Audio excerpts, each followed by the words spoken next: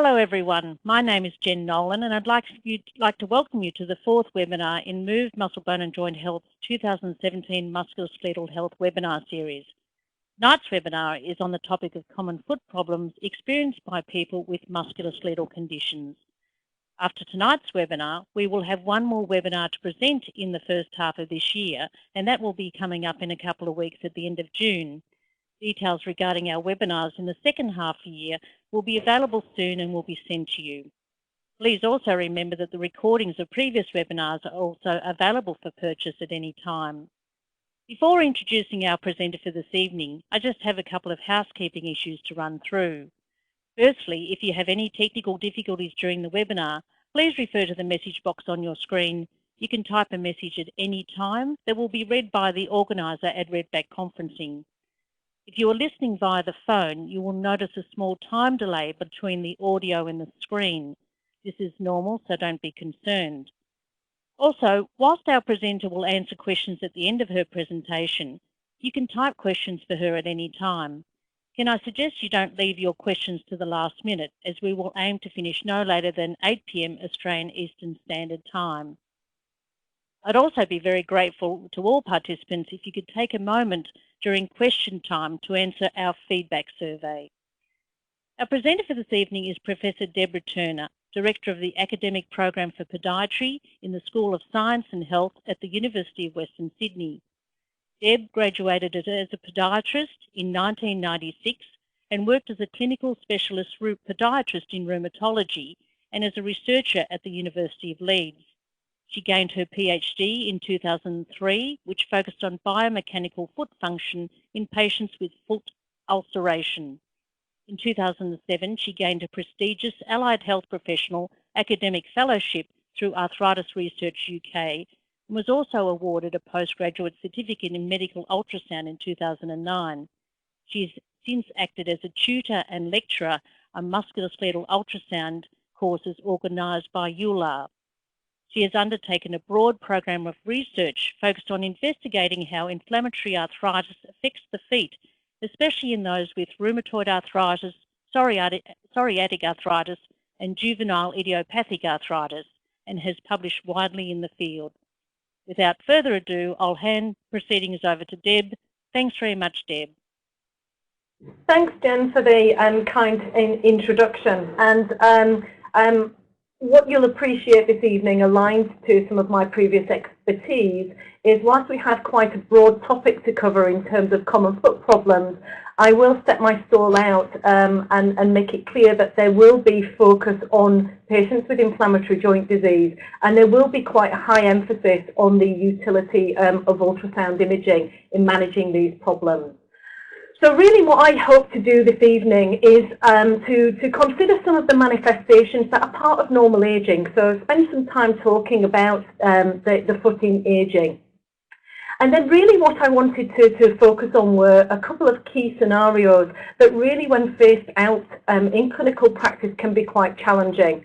So when presented with the swollen foot, and very much have a discussion around septic arthritis versus gout and how we might be able to, in community-based practice, make some informed decisions. We'll talk about the painful forefoot and again a focus on being on high alert for identification of patients with inflammatory joint disease. And then we'll focus on presentation in the painful rear foot with patients with seronegative arthropathies. So if we think about the effect of aging on the feet, well really it can affect all areas of the foot, including the skin and nails, but has a deleterious effect on major soft tissue structures, including muscles, tendons, ligaments, and soft tissues. We can't forget that there is an effect of aging on the arterial and venous systems, nervous system.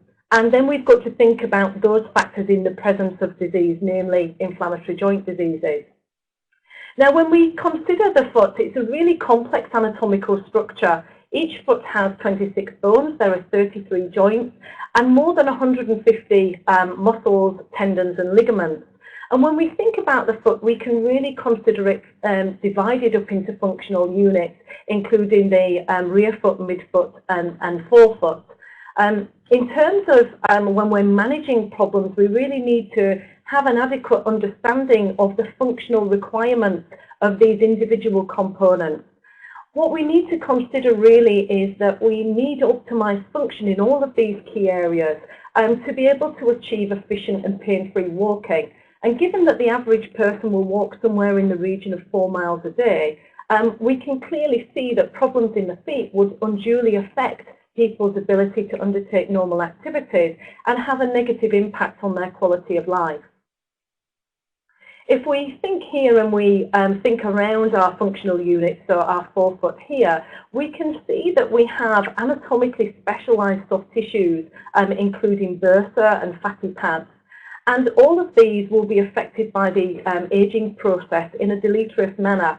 And I'll talk about that in a little bit more detail. But if we can see that we will have, and our metatarsal heads just highlighted here, our hyaline cartilage. We then have our special adaptations of our plantar plate apparatus. Our metatarsal heads are bound together by our intermetatarsal ligament, which we see just highlighted here.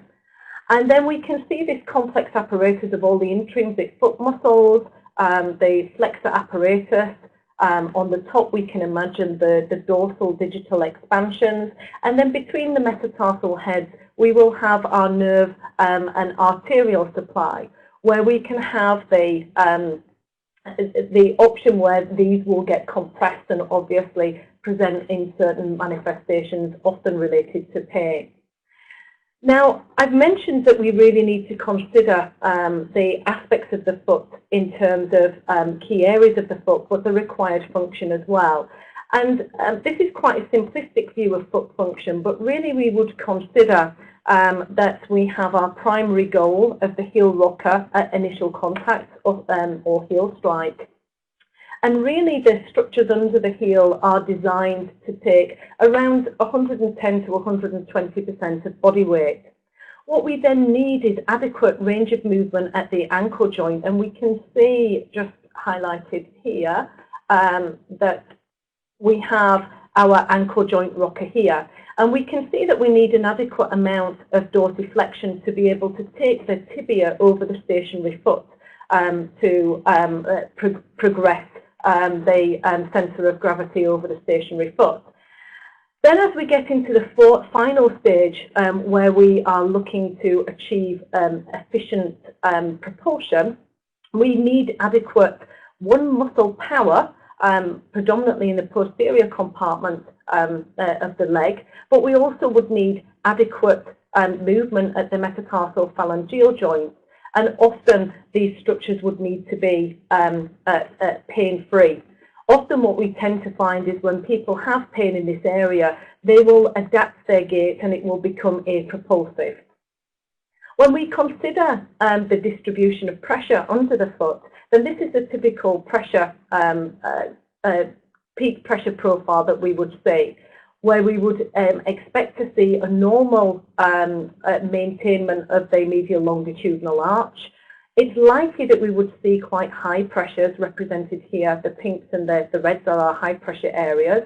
We would see this under the heel. This is quite normal and aligned to the initial contact and loading response that we see here in our ground reaction force time curve. But we will often see high pressures, often under the first metatarsal head or just lateral to that under the second. And this aligns to where we have our toe rocker and our second stage of increased loading within our force time curve. And all of this needs to happen in a quite a coordinated manner to have effective pain-free movement. So really, when we consider normal foot function, we consider that people need to be able to walk with the correct timing and spacing, which we often refer to as temporal and spatial parameters of gait. The joints would need to move with sufficient range and in the appropriate direction, and the timing would need to be appropriate. We need to ensure that the muscles would generate sufficient force and joint power to be able to bring the body over the stationary foot. And there needs to be the ability for these forces to be distributed effectively as the pressure profile across the foot. And when we consider age-related changes, we will see distinct changes in all of these areas, resulting in compensations. And we'll talk about that in a little bit more detail in a minute.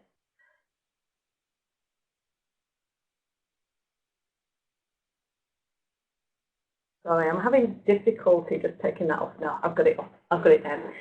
So when we consider aging, we need to think about what the effect would be on the bones and the joints. And I think we've always got to be cognizant that when we start to deal with patients with inflammatory joint diseases, we need to consider what the age-related changes may well be. So as people tend to get older, particularly postmenopausal females, we will tend to see decreased bone mineral density.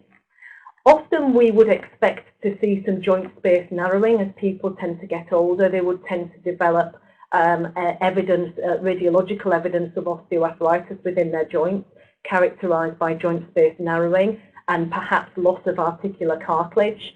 Around the periphery of the joints, as we can see here, with our osteophyte formation around the lateral and medial sides of the joints, and then distinct formation of deformity. Generally, what we would tend to see is that we would tend to see that this will change foot function, often reducing foot function with loss of function, and particularly if we're noting these will be typical foot deformities that we could see as part of the normal aging process. And it's not uncommon to see lesser toe retraction, where the toes will become non-weight bearing. And what we've got to consider is that this will have implications in terms of the pressure distribution under the foot, but also combined with stability and balance. When we consider aging and the effect of muscles and tendons, well, generally as people tend to get older, we expect to see a decrease in muscle mass. And as a result of that, we would tend to see a decrease in muscle strength. Not uncommon with manifestations where people have developed osteoarthritis in the knees, as we can see depicted in this image here in this slide, where we can see that we have evidence of osteoarthritis and resultant pain in the knee. We will often see resultant disuse atrophy in the surrounding muscular structures. What we then have to consider is that this will then have a knock-on effect on the venous system within the lower limb, and it's not uncommon to see venous insufficiency as we see atrophy of the gastroconcilious muscles. Often we will tend to see when people have a painful knee joint that they will often develop a flexion deformity, which we can see highlighted in this slide here.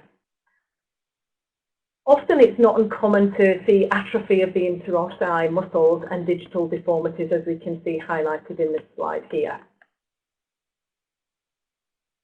When we consider the aging effect of soft tissues, generally we would tend to see atrophy of the fat pad, and this is most notable under the metatarsal heads. In combination with lesser toe deformities, often what we will see is not only will the fat pad become atrophied, but it will become displaced as well, and it will be pulled forward anteriorly and often sit around the webbing area. Generally, we need to appreciate that the soft tissues will become less elastic with increased stiffness. When we consider the collagen in our ligaments and tendons, again, they will become less elastic and more stiff, with the likelihood of injury and development of pathologies more likely as people get older. And if we consider just in this image here, just the complex muscle attachments around the medial ankle, it's not uncommon to see tendinopathy in the tibialis posterior tendon, which is a really important tendon in terms of maintaining the stability of the medial longitudinal arch. As we can see an increase in stiffness and mechanical inferiority of the intermetatarsal ligament, it's not uncommon for people as they get older to report that their foot actually gets wider, and we can see this highlighted in this slide here, often accompanied with splaying of the digits.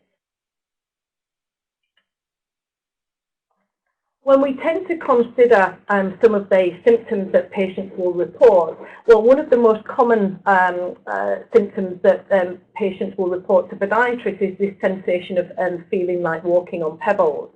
And this is a typical image that we would see of a patient with rheumatoid arthritis, where what we can see is that we've had the formation with subluxed metatarsal phalangeal joints, formation of adventitious bursa underneath, and these really quite distinct and very hard plantar callosities, which are extremely painful.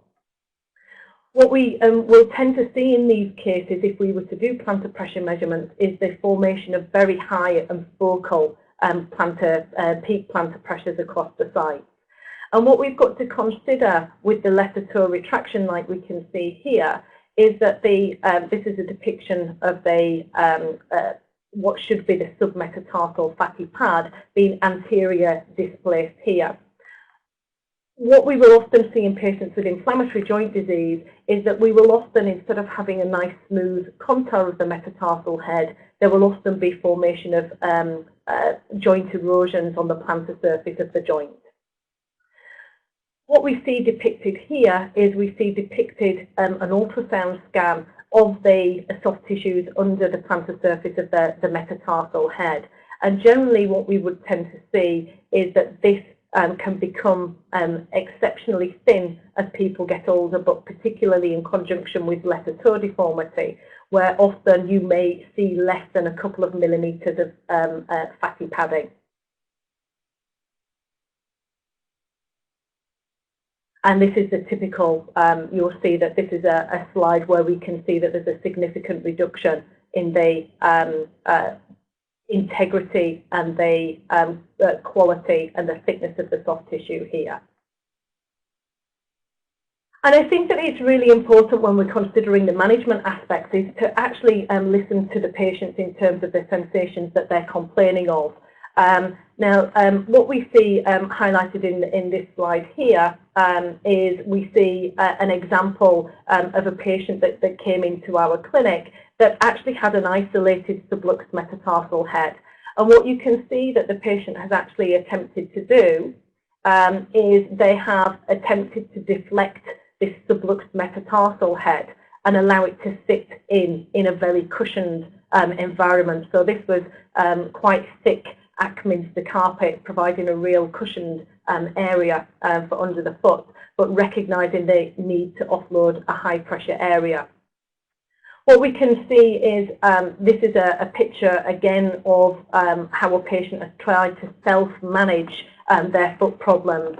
So this is actually a patient with rheumatoid arthritis who, as you can see, has quite advanced forefoot pathologies, but also midfoot complete collapse of the medial longitudinal arch.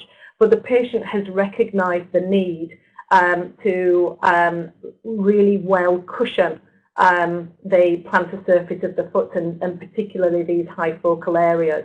And this was a combination of a spongy cushioning material, but also with some sheepskin lining. And this is what the patient, when they came to see us on the first occasion, had actually been managing with for about 3 to 4 years. So it's important in terms of speaking with the patients and actually kind of working with them in terms of working out what might be effective, because it generally tends to increase patients' compliance with orthotic devices. I think we've also got to bear in mind that whilst we might consider the manifestations in the musculoskeletal system, we've got to consider the knock-on effect as well on the venous system. And there's high prevalence of venous problems in patients with rheumatoid arthritis and inflammatory joint diseases, and often related to the fact that we will see atrophy of the gastric and soleus muscles, which we've got to recognise have a really important role in helping with venous return.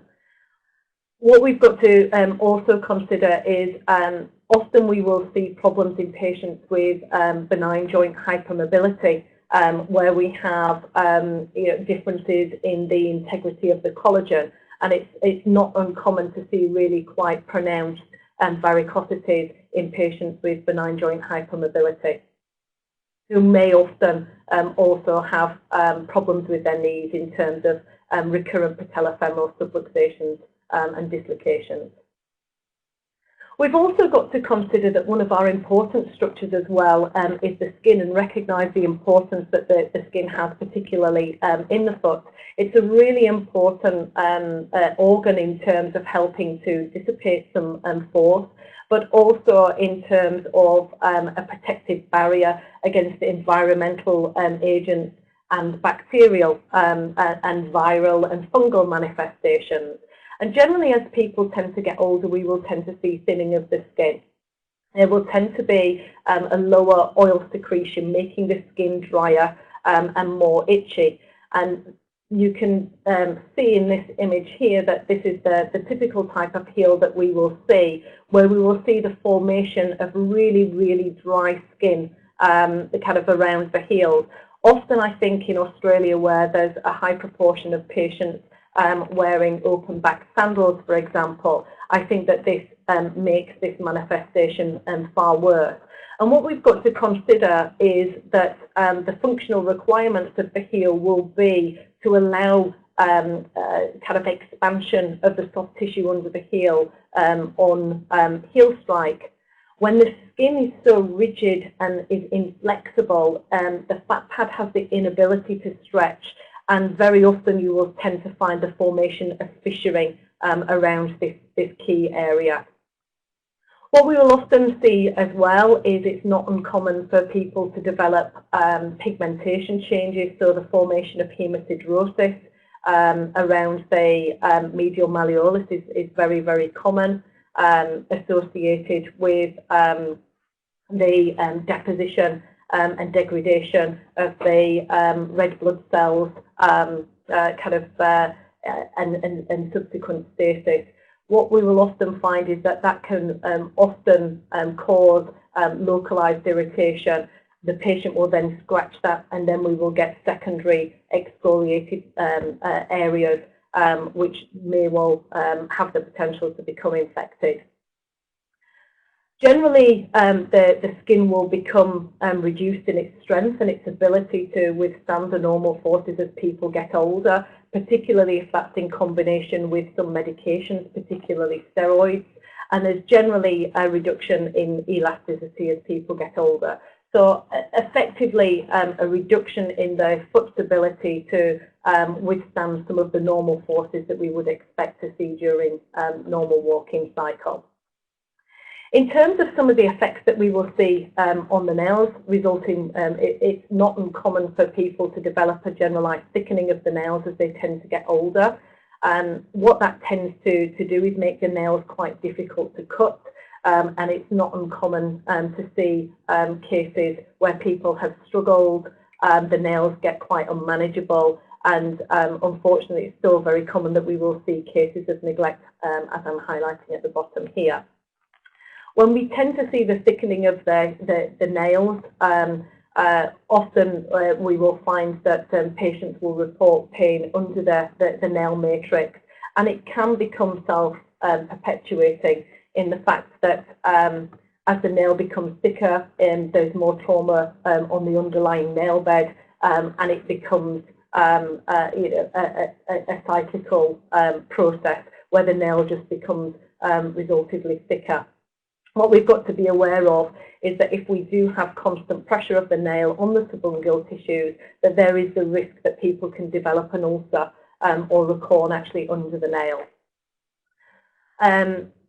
It's not uncommon as well that as the nails become kind of deformed, particularly curved like this, that patients can develop an ingrowing toenail, as we can see here. What we've got to consider again in patients with inflammatory joint disease that might be on immunosuppressant drugs, that there is a high chance that they may well become infected, and these would be prime candidates to consider for a total nail avulsion to remove the nail and use a chemical to stop that coming back.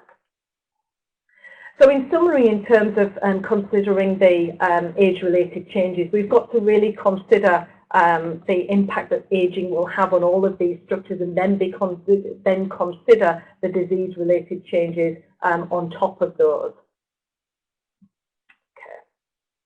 So the next area that I really wanted to talk about was when you are faced in clinical practice with presentation of a hot swollen joint. And one of the key areas is, one of the key questions is this active gout? But we really do need to consider that really this could be septic, and really the advice is that we should consider these joints to be septic until proven otherwise. So really, what is the best practice guidance out there when we're faced with this in clinical practice, and how can we adapt that best practice when working particularly in community settings? Well, the clinical dilemma really of this swollen joint really is that we need to think about how we can try and determine whether it is indeed septic arthritis. And we've got to therefore be aware of the associated risk factors with septic arthritis. We've got to consider, particularly in managing our patients with inflammatory joint disease, the area of biologic drug therapies and the immunosuppression and the increased risk of septic arthritis. And we've got to be really aware of being able to, with confidence, to be able to perhaps be able to determine whether we think that this is gout, or perhaps whether we do actually think it could be a septic arthritis.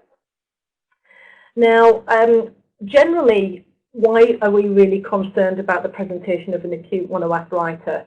Well, it can be a whole number, a spectrum of different aspects, but really with septic arthritis, this can be potentially life-threatening.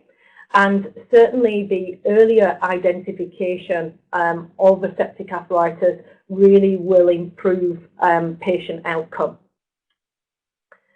So when we consider a septic arthritis, what is it? Well, it's bacterial invasion into a synovial space. And whilst it's relatively rare, we do need to have it on our list of differentials and be quite confident in being able to detect it. What we've got to consider is that when we look at the yearly incidence, when we consider the incidence in patients with rheumatoid arthritis, and particularly those with prosthetic joints, then the incidence does increase quite significantly. It is associated with significant mortality, and certainly the research suggests that the in-hospital mortality figures can be as high as 15%. We do want to be able to identify it early and to obviously be able to improve patient outcome. So in terms of what the clinical signs would be, well, an acute presentation of joint pain, associated swelling and warmth around the joint, erythema around the joint, and associated fever with a temperature greater than 38.5 degrees Celsius. Often the patients will present with a general presentation of malaise. But what we've got to recognise is in those patients that will be most at risk of this, and that the features that I've previously just mentioned can be quite subtle in immunocompromised patients. Generally, there would be an increase in their CRP and ESR, but we've got to consider that in patients with an inflammatory joint disease, it may well be raised because of the presence of the inflammatory joint disease. Now, the most common site for a septic arthritis is the knee, and it's around in 50% of cases. But what we've got to consider is when we look at other populations which are likely to have foot problems, diabetes and rheumatoid arthritis, presentation in the foot is far most common. Now, the reason why we tend to have this predilection of sepsis within the joint is because bacteria can easily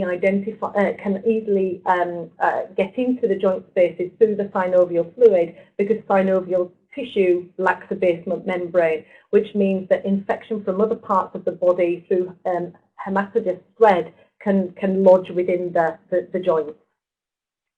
And this slide here really shows the key areas where we would consider the potential routes of infection. So direct trauma and insect bites, If a patient has reported a previous joint or soft tissue steroid injection, for example, if we have a previous history of osteomyelitis, if we have extra-articular involvement of other structures around the joint. And it's really important that we do consider some of these other factors in terms of recent travel, recent illness, particularly asking about insect bites. Now, the hand's the most common site for septic arthritis, and it's the third metacarpophalangeal joint. Just must be more a prominent area for insects to actually bite. Whilst we don't have the same distinct relationship in the foot, it should be part of our questioning in terms of when someone presents with an acute swollen joint. We've got to consider also some of the other factors. What we have here is a slide where we've had a formation of an adventitious bursa, where the occupation relies a lot of kneeling. So we can see that we've had the formation of an adventitious bursa here over the body of the talus, with a small break in integrity, with a connection right kind of into the ankle joint area. So when a patient presents with something like this, then we do need to be on high alert for the potential of a septic arthritis.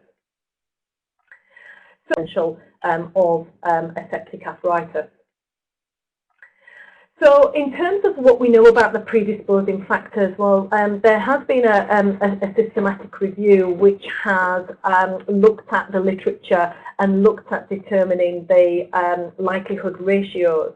And generally, I think one of the key areas that we need to consider is where we see our highest likelihood ratio of 15 in those that have a prosthetic joint with an overlying infection of the skin. That our potential likelihood ratio is very, very high of a potential septic arthritis. But we also need to consider our other kind of areas that are highly likely in patients with inflammatory joint disease, for example, intra-articular joint injections. So in terms of our predisposing factors, so we have considerations in terms of those with diabetes, rheumatoid arthritis being found to be twice as high in males, and in terms of our previous intra-articular joint injections, with the time span from the previous injection being as much as 24 weeks in some cases. So it doesn't have to be overly recent. What we've also got to consider is the likelihood in patients with HIV or transplant, which are immunocompromised, with the potential being much higher. And in terms of why are patients with rheumatoid arthritis predisposed to septic arthritis, well, if we have a look at this image here, what we can see is this is a normal metatarsal head, where we can see the smooth outline of the metatarsal head and the cartilage. This is a metatarsal phalangeal joint in a patient with RA, and we can see quite clearly that we can see an absence of a normal metatarsal head with quite irregular joint surfaces, with lots of potential areas for bacteria to lodge. And if we imagine really that in these areas where we would have joint erosion, there is the potential for microorganisms to hide, for want of a better word, in all of the nooks and crannies, and escape the normal phagocytosis that would be ongoing within the joint. What we've also got to consider as part of the inflammatory process, and what we're looking at here, is we're looking at an ultrasound scan of a patient, a metatarsal head. We can see a distinct erosion here, so bone irregularity. This black area here is thickening of the joint capsule, and we can see the presence of a power Doppler signal. This power Doppler signal is representing new blood vessel formation, so angiogenesis, combined with vasodilation, associated with inflammation, which really does facilitate the hematogenous spread of the infection into the synovial cavities. We also need to consider, in terms of sepsis, just the increased use of biologic drug therapies, particularly in patients with rheumatoid arthritis, but increasingly so in patients with spondyloarthropathies. And certainly systematic reviews suggest that the risk of serious infections for patients that are on those drugs, and with effectively a doubling of the risk of a septic arthritis in patients on a biologic drug therapy compared to those without. So we need to consider that as a potential clinical red flag. So in terms of the predisposing factors, then really we do need to be thinking around skin infection, particularly over a prosthetic joint, and the increase in the likelihood ratio. But we do need to also consider, just in terms of the history and physical examination, that sometimes they can give false positives and false negatives in terms of the presence of a septic arthritis. So really the only real rule in terms of being able to rule out a septic arthritis is through an atherocentesis and a synovial culture, which very often isn't practical within a community-based setting. So when we look at the clinical guidelines, it really is along the lines of septic until proven otherwise, and that really the only way that you can get your definitive diagnosis is through synovial kind of fluid aspiration and subsequent culture. So the guidelines really would suggest that really we treat these as septic until proven otherwise, and it's only when we have a definitive alternative diagnosis along the lines of an inflammatory arthritis or crystal arthropathy that really we should be looking to kind of make arrangements for aspiration and other investigations to determine whether there is indeed presence of a septic arthritis. But what we do know is that generally there is poor adherence to the guidelines for the early management of an acute hot swollen joint. And I think the question really to ask is, where would we stand legally if we miss a septic arthritis and we fail to recognise the practice guidelines? So in terms of septic arthritis versus acute gout, which is probably what we're most likely to see in the foot, it's really important that we have something in our armoury to be able to perhaps guide us in terms of whether we think it is more likely to be gout or indeed a septic arthritis. And there's been a recent study that certainly will help us in the clinical setting in terms of perhaps being able to determine gout versus septic arthritis. Now, the scoring system will work on assigning a score related to the presence of these factors. So you can see along the line here that if someone is male or they've had a previous reported arthritis attack, that they would get a score of 2. Looking at these, as you can see, as you work your way down, that generally the probability of gout would be, if someone is scoring 8 or more, that the probability of gout is high. Whereas if they're scoring below 4, then the probability that it is gout is low. And conversely, that really we need to be then considering that this is more likely to be septic arthritis. And in terms of this study, what we can see is using the items for the scoring, that certainly there appears to be significant differences between these groups that were subsequently tracked and found to have a confirmation of gout or septic arthritis.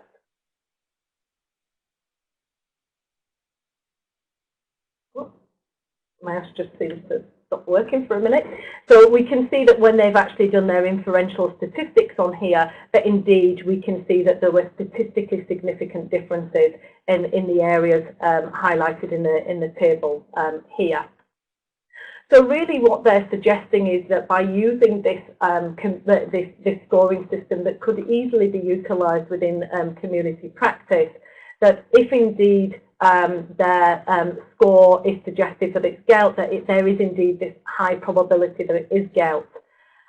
If it's suggested that it's a low probability of gout, then we can see that there's the potentially high probability that it is indeed a septic arthritis.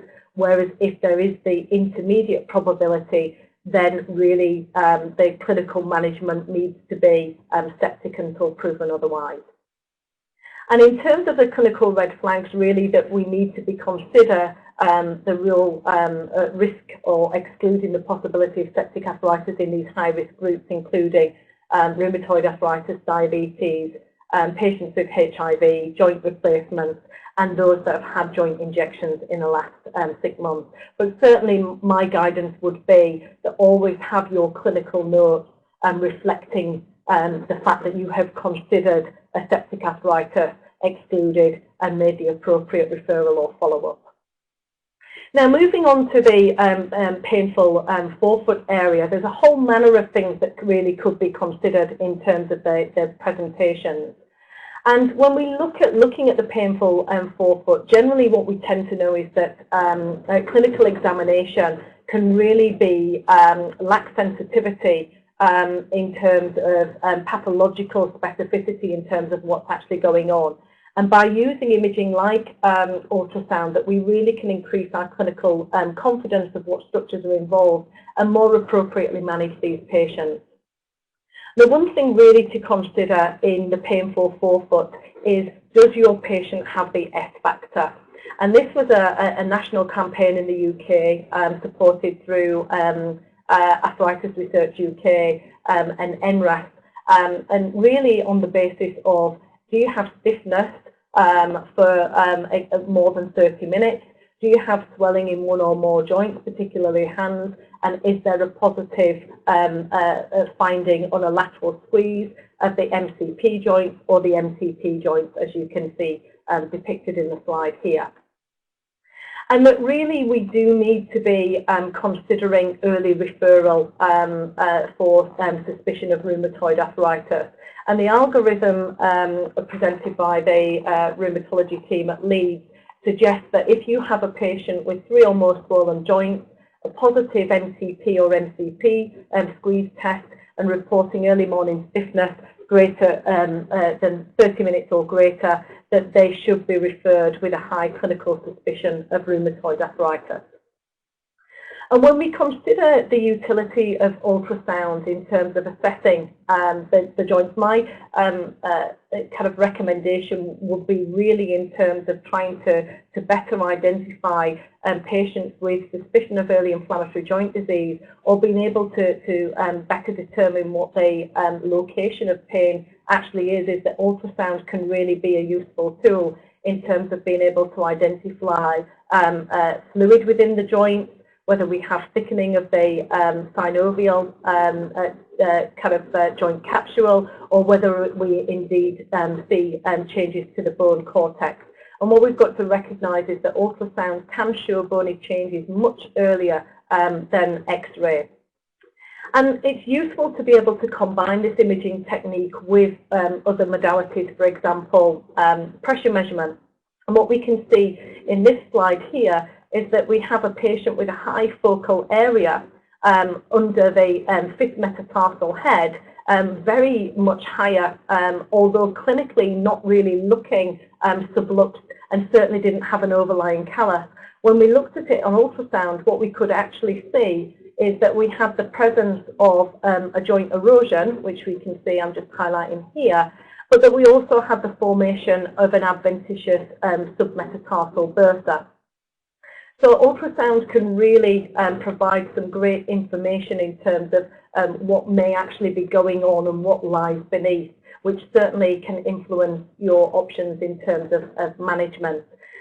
And in terms of the management, then really we do need to be considering the usefulness of different types of orthotics, and certainly dependent on the amount of movement that we have in the foot and whether we have any involvement of the rear foot in terms of deformity, then we might want to choose to use some orthotics that we would class as being functional, where they're quite rigid, And in terms of reducing pain in the forefoot, we really do aim to increase the contact area of the foot by supporting the medial longitudinal arch.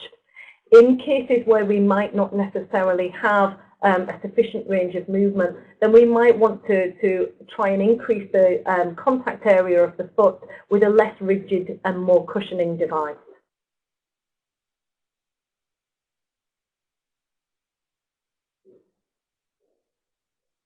And this really, in terms of being able to identify patients early, is highlighted in this case here, where we had a young patient with rheumatoid arthritis less than 6 months that was really being adequately managed with her pharmacological medication. And what we can see in this slide here is that she presented with quite a marked deformity in the left foot. We can see that the arch is markedly lower, and that we have the calcaneus in a much more everted position. What the patient actually presented with was persistent synovitis at the posterior tibial tendon.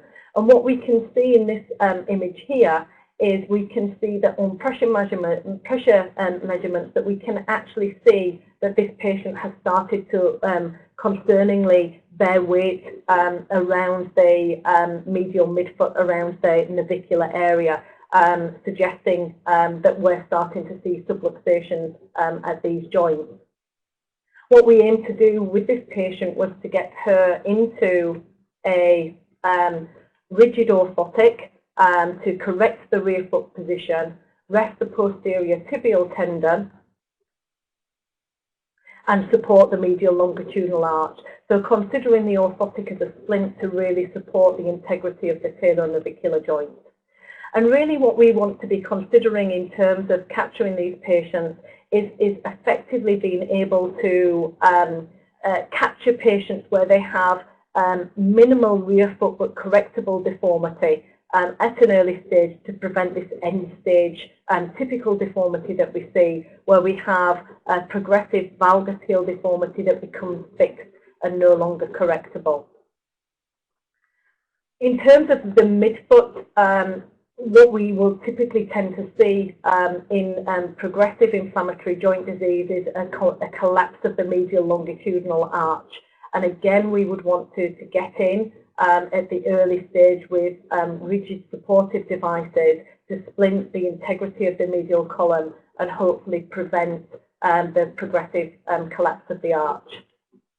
So in terms of when trying to make a decision in terms of when to refer patients with inflammatory joint disease, clinical red flags really will be around pre-existing foot deformities, particularly tenosynovitis of tibialis posterior. But if you're seeing poor alignment of the rear foot and particularly lowering of the medial arch profile, we also need to consider if we're looking at the context of residual foot problems when we have optimized pharmacological management.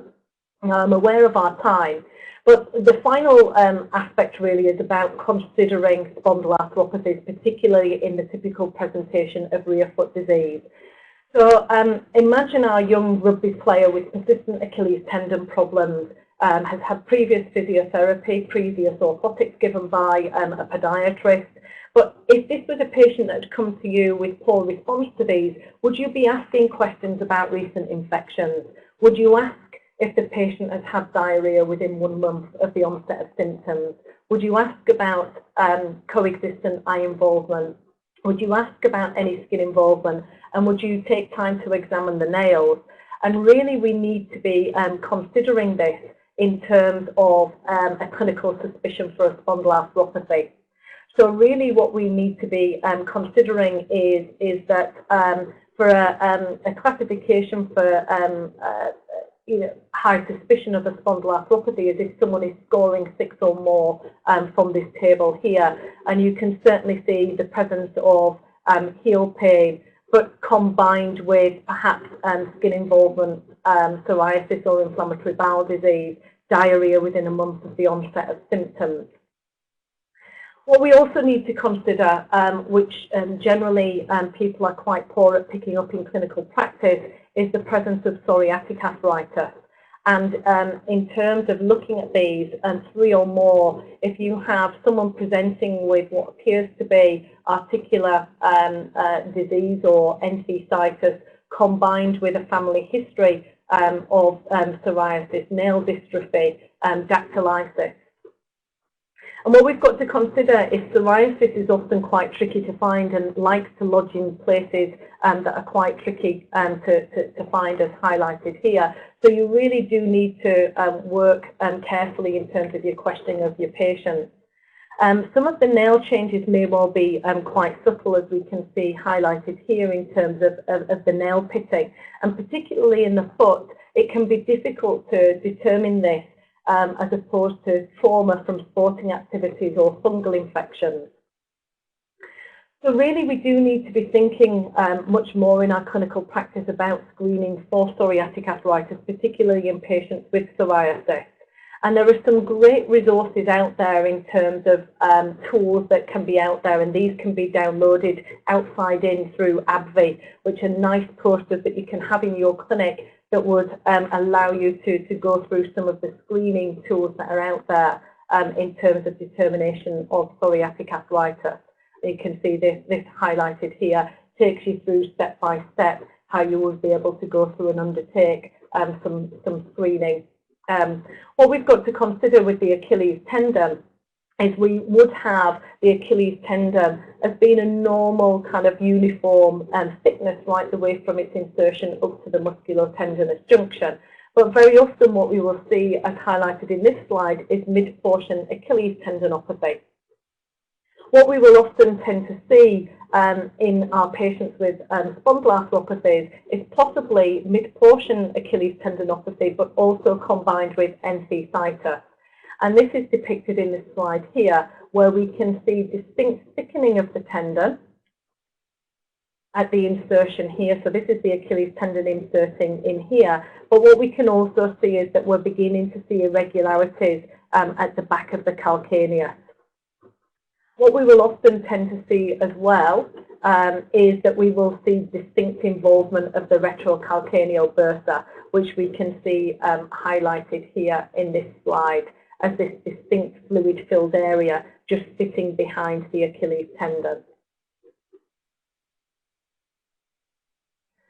And the reason why we want to identify these patients very, very early is that we want to stop the progression of erosive bony changes, which we can see identified here. And in this particular patient, this was actually a patient with a reactive arthritis who developed Achilles tendon after a holiday, developing sickness and diarrhea. And this was the extent of the erosive change within 8 weeks.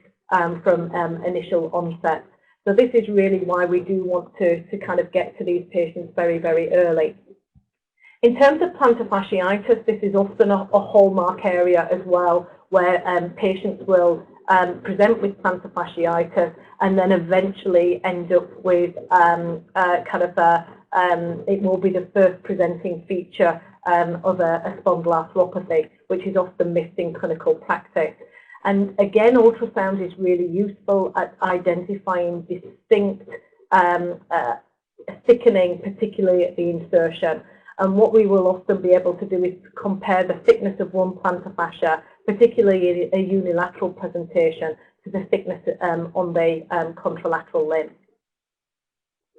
What we've also got to recognise is that we will often get involvement of the lateral tendons. Particularly watch out for the insertion of peroneus brevis at the base of the fist and examine this area quite well.